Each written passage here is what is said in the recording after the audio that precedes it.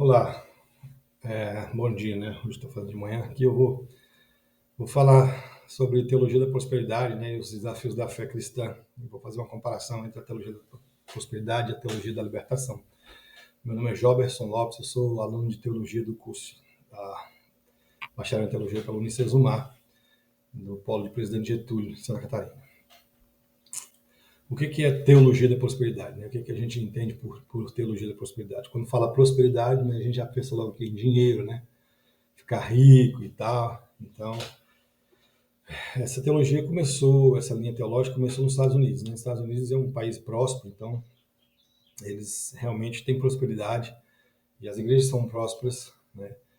E acredito que se criou essa teologia com um intuito bom, porque sempre tem as motivações são boas e tudo, mas acho que acaba se distorcendo no meio do caminho, né? Principalmente quando chega em lugares como o nosso país, que é um país mais menos desenvolvido e onde as coisas difíceis, cara, então esse tipo de teologia vem com ênfase diferente, né? Alguns querem enriquecer e às vezes acaba distorcendo o princípio daquilo que foi iniciado lá atrás, né? Então ela surgiu lá nos Estados Unidos e ela defende que é uma fé positiva, né? Você tem que pensar positivo, tem que pensar que você pode, tudo. Então Deus vai te trazer financeiramente bem, fidelidade financeira, prosperidade, saúde. Então, e aqui no Brasil isso cresceu dentro das igrejas, principalmente pentecostal e neopentecostal, né? Tipo Universal do Reino de Deus e essas igrejas. Então eles focaram muito nisso, falaram sobre isso. Então pegou muito mal no Brasil essa teologia da prosperidade, né? Hoje queimou o Brasil. Então, hoje muitos pastores são conhecidos como ladrão, né?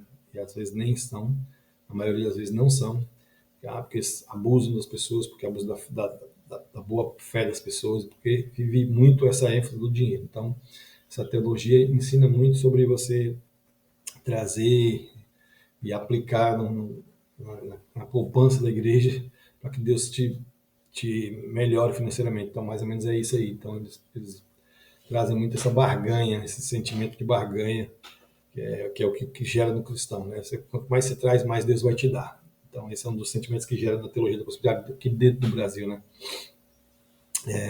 Eles dizem muito assim: quem tem fé prospera. Né? Se você não está prosperando é porque você não tem fé, então a sua vida é uma pobreza porque isso é a sua falta de fé. Então, quanto mais você traz, mais você vai ser abençoado. Então, essa é a visão deles. Né? Que as ofertas elas são interpretadas como uma semente financeira. Né? Quanto mais semear, mais você vai colher. Por certo, eles trazem essa história e tem, tem um fundo de verdade, né? Porque realmente a gente, quando mais a gente, a gente produz no reino de Deus, a gente semeia. A Bíblia fala assim, quando muito semear, você vai colher bastante. Só que quando você foca demais nisso, quando você dá um foco exclusivamente nisso, que o evangelho não é só feito de prosperidade, não é feito só de bênçãos, né? A gente tem problemas, tem muitas coisas. Então, assim, eles usam um pedaço do evangelho para poder mascarar e trazer a vontade própria deles, dessas pessoas que estão usando isso. Então, a prosperidade, eles falam que é um sinal de bênção, e realmente é sinal de bênção na vida da gente, mas não é só isso, né? Não é só financeiro, né? Então, a igreja, ela traz um impacto na sociedade de algumas formas, né? Fazendo algo ou não fazendo, ou pregando algo. Então, depois que surgiu essa teologia da prosperidade no Brasil, principalmente depois de Macedo para cá, muitos pastores foram conhecidos como mercenários, como ladrões, como pessoas que estão enganando, né? E aí acaba estimulando pessoas a ser mais individual, pensar em si mesmo, traz uma culpa em cima dos pobres, né? Porque você é pobre porque você não prospera, porque você não dá o dízimo. Então, fica misturando a fé e o mercado, né? Então, enfraquece a comunidade. Então, muitos fiéis acabam se sentindo culpados por não prosperar. Às vezes a vida financeira não vai para frente, então por causa desse discurso, né?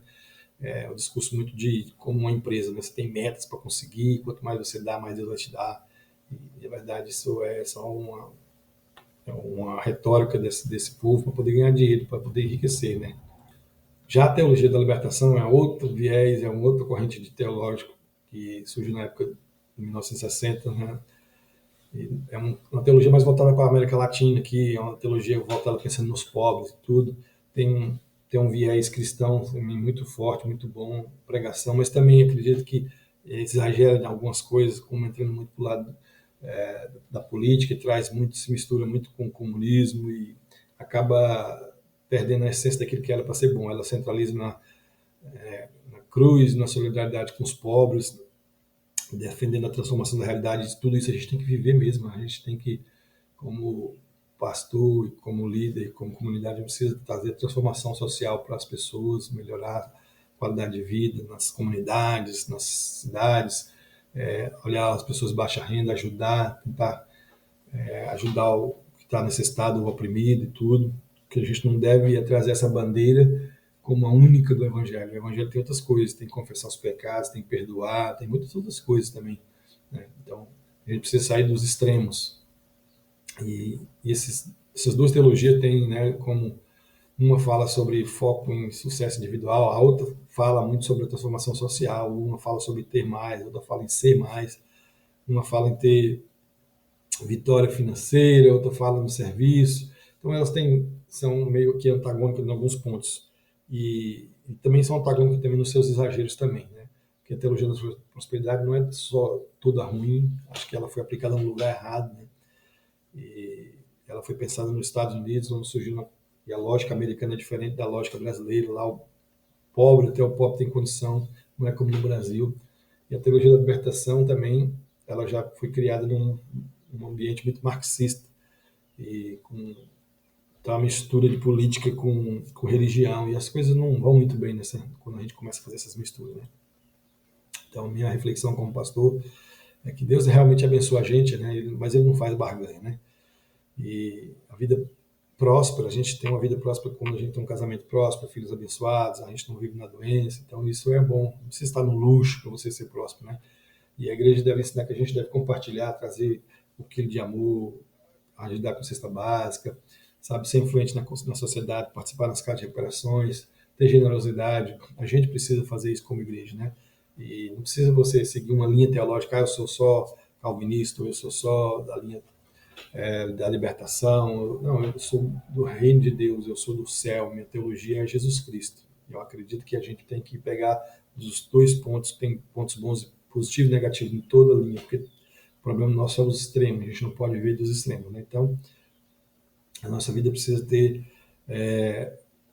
foco em Cristo, para ter uma vida, né, de aplicação prática daquilo que a gente aprende. As teologias trazem aí coisas para a gente aprender, um pouco aqui, um pouco ali, ver e confrontar uma com a outra e ver o que é melhor para a gente viver na prática. Então, é isso aí, pregar o que ajudar as pessoas, praticar solidariedade, servir, administrar o que ganha, falar sobre que Deus realmente ele pode prosperar na sua vida quando você muda de atitude, porque automaticamente você vai mudar os seus gastos, os seus hábitos, então a sua vida melhora. Então, a teologia da prosperidade também tem seu valor, né?